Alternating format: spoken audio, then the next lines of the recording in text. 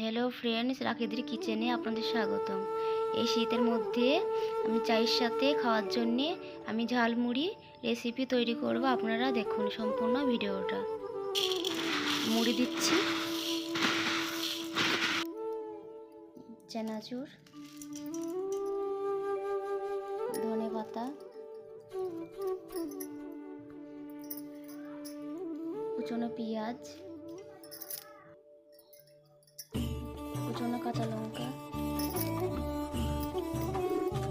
কুচনো গাজর, শসা,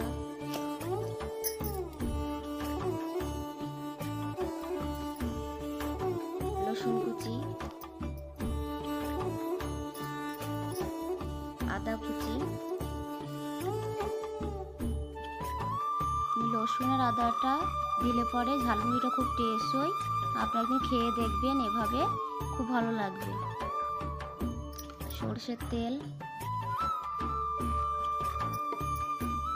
সুন্দর করে মাখিয়ে নেবে।